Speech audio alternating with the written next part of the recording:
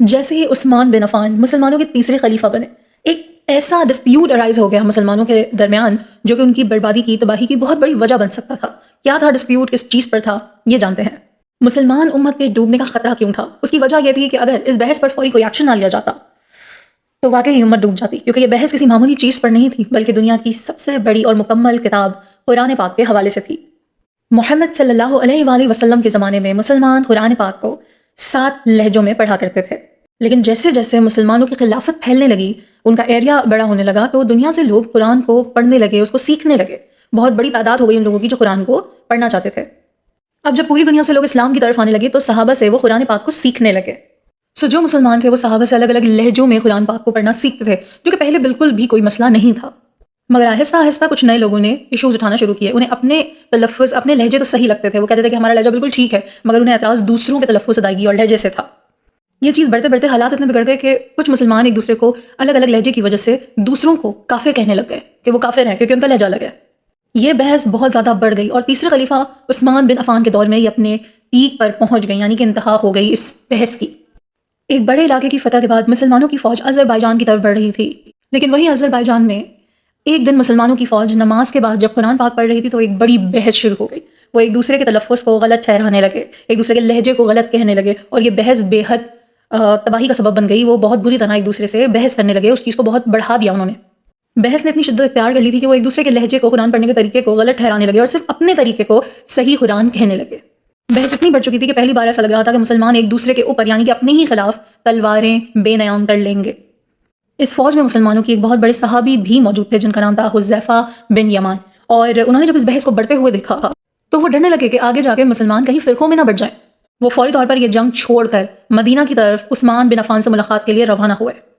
مدینہ پہنچ کر وہ اپنے گھر نہیں گئے، بلکہ سیدھا خلیفہ عثمان بن عفان کے پاس گئے اور ان سے کہا کہ یا امیر المومنین، اس سے پہلے کہ مسلمان بھی کرسچنز اور یہودیوں کی طرح تقسیم ہو جائیں، ڈیوائیڈ ہو جائیں، آپ انہیں اس تقسیم سے بچا لیجئے۔ بٹ یہ فرسٹ ٹائم نہیں تھا کہ آسمانی کتابوں پر کوئی بحث ہو۔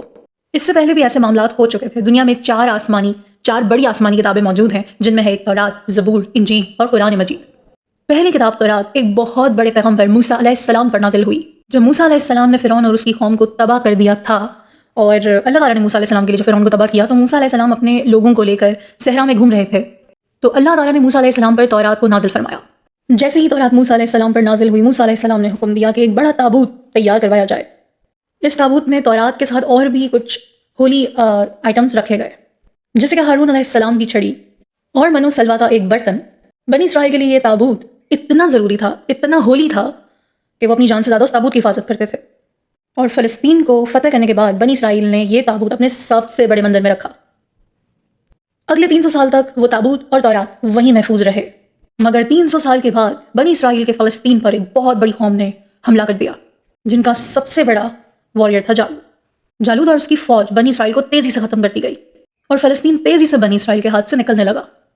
حالات اتنے خراب ہو گئے کہ بنی اسرائیل کی فوج نے یہ طے کیا کہ آج کے بعد جتنی بھی ہماری جنگ ہوں گی، ہم یہ عظیم تابوت اپنی فوج کے سامنے رکھیں گے تاکہ اس تابوت کی برکت سے ہم جنگ میں فتح حاصل کریں۔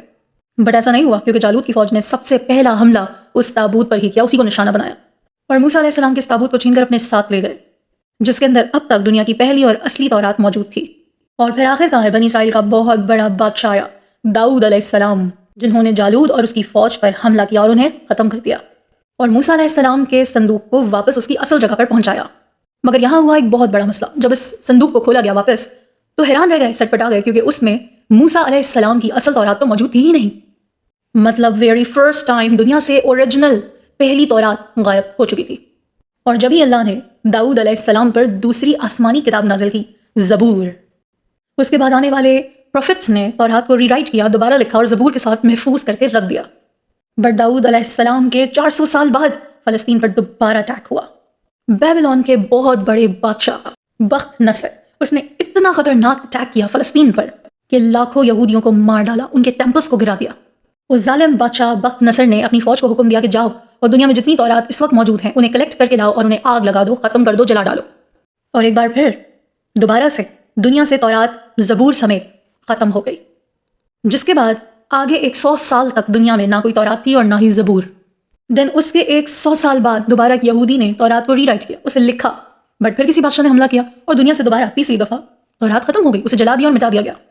اس کے بعد یہودیوں نے بیٹھ کر پھر دوبارہ تورات لکھی دنیا میں آج جو تورات موجود ہے the Hebrew بائبل وہ موسیٰ علیہ السلام کی اوریجنل تورات نہیں ہے، بلکہ دنیا سے 3-4 بار ختم ہو جانے کے بعد دوبارہ لکھی گئی تورات ہے۔ اسی لیے دنیا میں کوئی بھی اس بائبل کو موسیٰ علیہ السلام کی اوریجنل بائبل نہیں مانتا، کیونکہ وہ نہیں ہے۔ بار بار یہ سب ہونے کے بعد کہ جلا دیا، غائب کر دیا، پھر لکھا، پھر جلا دیا، پھر غائب کر دیا، اس وجہ سے دنیا میں اللہ تعالیٰ کے آسمان سے نازل کی ہوئی کوئی اوریجنل کتاب ایگزسٹ کرتی ہی نہیں تھی۔ تو اب اللہ تعالیٰ نے اپنے بہت بڑے پیغمبر عیسیٰ علیہ السلام پہ اپنی تیسری آسمانی کتاب یعنی کہ انجیل نازل فرمائی۔ بٹ انجیل کو بھی قرآن پاک کی طرح پہلے دنوں میں کتاب کی طرح لکھا نہیں گیا۔ عیسیٰ علیہ السلام کی دنیا سے رخصت ہو جانے کے بعد ان کے فالوورز ایک دوسرے کو اورلی انجیل سکھانے لگے۔ اب عیسیٰ علیہ السلام کے جانے کے بعد 100 سال گزرنے کے بعد ایک آدمی نے دوبارہ سے بائبل لکھی اور اسے صحیح انجیل کہنے لگا کہ یہ کریکٹ ورژن ہے۔ بٹ ہوا کیا، اس آدمی کی صحیح انجیل کو پوری دنیا کے کرسچنس نے ریجیکٹ کر دیا، اور یہاں سے پہلی 2 کتاب تورات اور زبور کی طرح انجیل میں بھی کنفیوژن شروع ہو گئی۔ ہوا یوں کہ لوگ اب اپنی مرضی سے ہر جگہ بیٹھ کر انجیل لکھنے لگے۔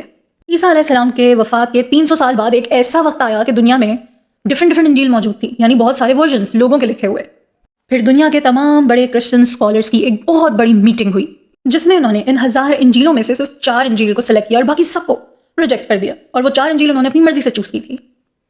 آج کے زمانے میں جو انجیل موجود ہے اسے عیسیٰ علیہ السلام پر آسمان سے نازل ہوئی صحیح انجیل نہیں کہا جاتا، بلکہ کرسچنس بھی اسے صحیح انجیل نہیں مانتے۔ اب تورات، زبور، انجیل تینوں آسمانی کتابیں جب دنیا سے غائب ہو چکی تھیں، قرآن مگر بالکل تورات، زبور، انجیل کی طرح عثمان بن عفان کی خلافت میں مسلمان جب قرآن پر بھی بحث کرنے لگے، اسی وقت ماضی کو جانتے ہوئے صحابہ حذیفہ بن یمان خلیفہ وقت کے پاس پہنچے اور ان سے کہا کہ یا امیر المومنین، اس سے پہلے کہ مسلمان بھی یہودیوں کی طرح ایک تضاد میں پڑ جائیں، اس کتاب کو لے کے کنفیوژن میں پڑ جائیں اور بٹ جائیں، آپ اس امت کو بچا لیجیے۔ مگر خلیفہ عثمان بن عفان ان کی اس بات سے پہلے ہی اس معاملے سے واقف تھے، انہیں اندازہ تھا کہ یہ ہوگا، کیونکہ مدینہ میں 2 بچے ایک دوسرے کو قرآن سنا رہے تھے۔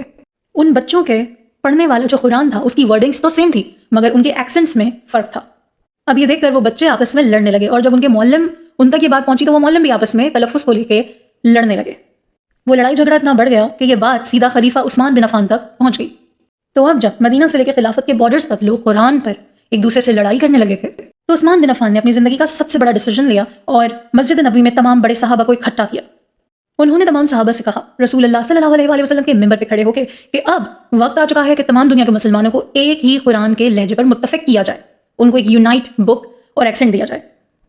جن میں سے کچھ صحابہ عثمان بن عفان کی اس بات سے بالکل اگری نہیں کرتے تھے، مگر زیادہ تر صحابہ نے عثمان بن عفان کے اس فیصلے کو سپورٹ کیا، جن میں سے سب سے بڑی سپورٹ آنے والے فیوچر کے خلیفہ حضرت علی رضی اللہ تعالیٰ عنہ کی تھی۔ حضرت عثمان بن عفان نے ایک لہجے کا قرآن بنانے کے لیے 8 لوگوں کی کمیٹی بنائی، اور اس کمیٹی کا ہیڈ انہوں نے زید بن ثابت رضی اللہ تعالیٰ عنہ کو بنایا۔ حضرت زید کوئی عام صحابی نہیں تھے، وہ محمد صلی اللہ علیہ وآلہ وسلم کے دور سے قرآن کی آیات کو لکھا کرتے تھے۔ حضرت ابو بکر کے دور میں حضرت زید نے قرآن کو پہلی دفعہ کتاب کی شکل میں لکھوایا تھا۔ یہ دنیا کا سب سے پہلا قرآن سب سے پہلے ابو بکر رضی اللہ تعالیٰ عنہ کے پاس تھا، ابو بکر صدیق، اور پھر حضرت عمر رضی اللہ تعالیٰ عنہ کے پاس، اور پھر عمر رضی اللہ تعالیٰ عنہ کی بیٹی ام المومنین حضرت حفصہ رضی اللہ تعالیٰ عنہ کے پاس۔ تو عثمان بن عفان نے وہی قرآن منگوایا اور زید بن ثابت سے کہا کہ اسی قرآن کو ایک لہجے میں لکھو، مگر وہ لہجہ قریش کا لہجہ ہونا چاہیے، کیونکہ قرآن اسی لہجے میں نازل ہوا تھا، اور یوں قرآن پاک ایک ہی لہجے میں کمپلیٹ کر لیا گیا۔ اس کے بعد عثمان بن عفان نے اپنی خلافت میں ایک اناؤنسمنٹ کی کہ جن لوگوں کے پاس بھی قرآن کی آیات، اس کے حصے، کچھ بھی پارٹس موجود ہیں، چاہے وہ پتھر، چمڑا، پتے، کسی بھی چیز پر لکھے ہوئے ہیں، امبوزڈ ہیں، وہ خلافت کے حوالے کر دیے جائیں۔ جس کے بعد پوری خلافت کے مسلمان اپنے اپنے قرآن کے نسخے خلافت کے حوالے کرنے لگے۔ جب تمام نسخے جمع ہو گئے خلافت کے پاس، تو عثمان بن عفان نے حکم دیا کہ ان تمام نسخوں کو جمع کر کے برن کر دیا جائے، آگ لگا دی جائے۔ جب ان تمام نسخوں کو آگ لگا دی گئی تو اب دنیا میں صرف ایک قرآن موجود تھا، قریش کے لہجے والا وہ قرآن جو حارث بن ثابت سے لکھوایا گیا تھا۔ جس کے بعد عثمان بن عفان نے اسی قرآن کی 7 کاپیز بنوائیں، اسے اپنی خلافت کے ہر بڑے شہر کی طرف بھیج دیا گیا، اور اس کے بعد اناؤنسمنٹ کی کہ تمام مسلمانوں کے لیے، پوری دنیا کے لیے، اب سے آج سے ایک یہی قرآن ہوگا۔ حضرت عثمان رضی اللہ تعالیٰ عنہ کے اسی قرآن کو آج بھی ہم دنیا میں بلینز آف مسلمس پوری دنیا میں ریسائٹ کرتے ہیں، اور حضرت عثمان رضی اللہ تعالیٰ عنہ کے اس دور کا قرآن آج بھی دنیا کے کچھ حصوں میں موجود ہے۔ ازبکستان، استنبول، دمشق اور برمنگم میں بھی اسی قرآن کا کچھ حصہ آج بھی موجود ہے، یعنی کہ وہی اوریجنل قرآن عثمان بن عفان کے ٹائم کا۔ اور اس طرح عثمان بن عفان نے تورات، زبور اور انجیل کی طرح قرآن کو بھی بگڑنے سے بچا لیا۔ آج پوری دنیا میں کوئی بھی قرآن کی اوتھینٹسٹی پر سوال نہیں اٹھا سکتا، اور اللہ نے خود بھی فرمایا ہے کہ قرآن کی حفاظت اللہ کے ہاتھ میں ہے، تو بھلا کون قرآن کے ساتھ، اس کے حروف کے ساتھ کچھ بھی کر سکتا تھا، کسی کی کوئی مجال نہیں ہے. تو قرآن کی حفاظت کی ذمہ داری اللہ نے خود اٹھائی. بہرحال عثمان بن عفان نے یہ قرآن پاک کا مسئلہ حل کیا. مسلمانوں کی خلافت جو تیزی سے پھیل رہی تھی وہ اب بالکل رک چکی تھی، اور رومن امپائر کے افواج مسلمانوں کو ایک قدم بھی آگے بڑھنے کا موقع نہیں دے رہے تھے. تو اب عثمان رضی اللہ تعالیٰ عنہ کی خلافت میں آگے بڑھنے کا ایک ہی ذریعہ تھا، اور وہ تھا سمندر. اسلام کی تاریخ کی پہلی نیوی. تو کیسے بنی اسلام کی پہلی نیوی فورس، اور کیا ہوا عثمان بن عفان کے دور میں آگے، جاننے کے لیے کیجیے سبسکرائب. اگلی ویڈیو میں ملیں گے. اللہ نگہبان.